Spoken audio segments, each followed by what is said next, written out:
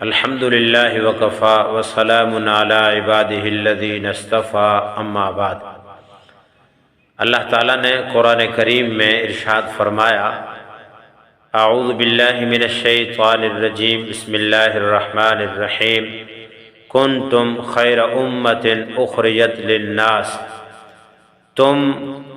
ہو بہتر سب امتوں سے جو بھیجی گئیں عالم میں۔ اس آیت کی تفسیر کے بارے میں حضرت سدی رحمۃ اللہ علیہ حضرت عمر رضی اللہ تعالیٰ عنہ کا ارشاد نقل کرتے ہیں کہ اگر اللہ تعالیٰ چاہتے تو انتم فرماتے، جس کا ترجمہ تم ہے، پھر تو ہم سب مراد ہوتے،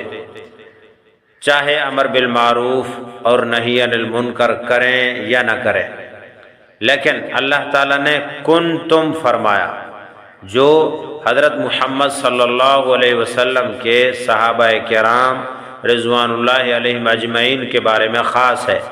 جس کا ترجمہ تھے تم یہ بنے گا۔ وہ خیر امت ہیں، یعنی صحابہ کرام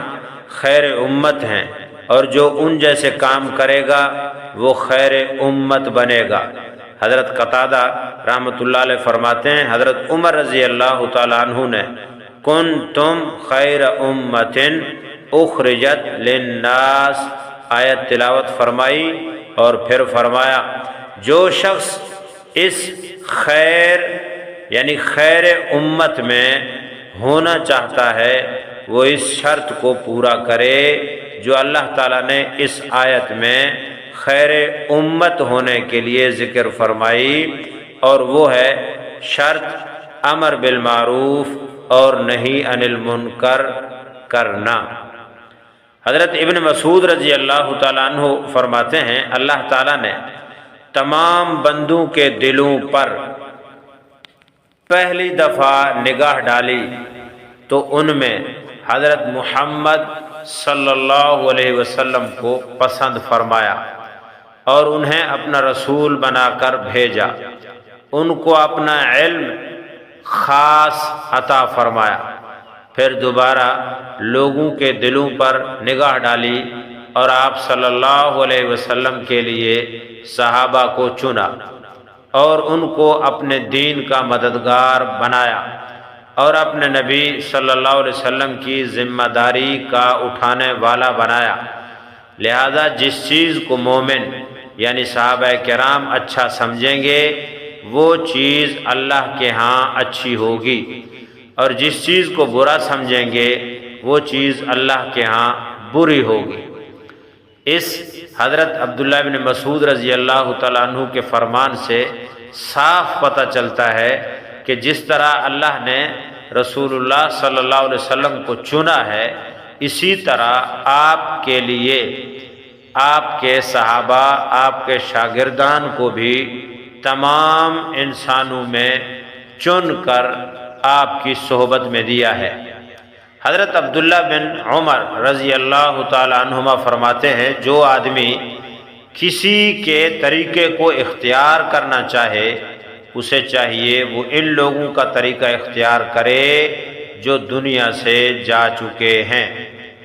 اور یہ لوگ نبی اکرم صلی اللہ علیہ وسلم کے صحابہ کرام ہیں، جو اس امت میں سب سے بہترین اور سب سے زیادہ نیک دل، سب سے زیادہ گہرے علم والے، سب سے کم تکلف برتنے والے تھے۔ یہ ایسے لوگ ہیں جن کو اللہ تعالیٰ نے اپنے نبی علیہ الصلاۃ والسلام کی صحبت کے لیے اور اپنے دین کو دنیا میں پھیلانے کے لیے چن لیا ہے۔ لہذا ان جیسے اخلاق اور ان جیسی زندگی گزارنے کے طریقے اپناؤ۔ رب کعبۃ اللہ کی قسم، نبی اکرم صلی اللہ علیہ وسلم کے یہ تمام صحابہ ہدایت مستقیم پر تھے۔ حضرت عبداللہ بن مسعود رضی اللہ تعالیٰ عنہ اپنے زمانے کے لوگوں کو مخاطب کرتے ہوئے فرماتے ہیں کہ تم حضور اکرم صلی اللہ علیہ وسلم کے صحابہ سے زیادہ روزے رکھتے ہو اور زیادہ نمازیں پڑھتے ہو اور زیادہ محنت کرنے والے ہو، حالانکہ وہ تم سے زیادہ بہتر تھے۔ لوگوں نے کہا اے ابو عبد الرحمن، یہ حضرت کی کنیت تھی، وہ ہم سے کیوں بہتر ہیں؟ تو انہوں نے فرمایا اس لیے کہ وہ تم سے زیادہ دنیا سے بے رغبت اور آخرت کے تم سے زیادہ مشتاق تھے۔ حضرت ابن عمر رضی اللہ تعالی عنہما نے ایک آدمی سے سنا، وہ کہہ رہا تھا کہاں ہیں وہ لوگ جو دنیا سے بے رغبت ہیں اور آخرت کے مشتاق ہیں؟ تو حضرت ابن عمر رضی اللہ تعالیٰ عنہ نے اسے حضور اکرم صلی اللہ علیہ وسلم کی اور حضرت ابو بکر اور عمر رضی اللہ تعالیٰ عنہما کی قبریں دکھا کر کہا ان کے بارے میں پوچھ رہے ہو؟ حضرت ابو اراکا فرماتے ہیں کہ میں نے ایک دن حضرت علی المرتضیٰ رضی اللہ تعالیٰ عنہ کے ساتھ فجر کی نماز پڑھی۔ جب آپ نماز سے فارغ ہوئے اور دائیں طرف رخ کر کے بیٹھ گئے تو ایسے معلوم ہو رہا تھا کہ آپ بے چین اور غمگین ہیں، حتیٰ کہ سورج مسجد کی دیوار سے ایک نیزہ بلند ہوا تو انہوں نے 2 رکعت نماز پڑھی، پھر اپنا ہاتھ کو پلٹ کر فرمایا اللہ کی قسم میں نے حضرت محمد صلی اللہ علیہ وسلم کے صحابہ کو دیکھا ہے، آج ان جیسا کوئی نظر نہیں آتا۔ صبح کے وقت ان کی یہ حالت ہوتی تھی کہ رنگ زرد اور بال بکھرے ہوئے ہوتے تھے اور جسم غبار آلود ہوتا تھا۔ ان کی پیشانی پر سجدے کا اتنا بڑا نشان نمایاں ہوتا تھا جتنا بڑا نشان بکری کے گھٹنے پر ہوتا ہے۔ ساری رات اللہ کے سامنے سجدہ کرتے ہوئے اور کھڑے ہو کر قرآن کی تلاوت کرتے ہوئے گزار دیتے تھے اور سجدہ اور قیام ہی میں راحت حاصل کرتے تھے۔ جب صبح ہو جاتی وہ اللہ کا ذکر کرتے تو ایسا جھومتے جیسا کہ تیز ہوا کے دن یا باد صبا کے وقت درخت جھومتا ہے،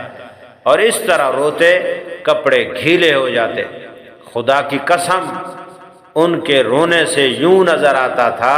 کہ گویا انہوں نے رات غفلت میں گزار دی ہو۔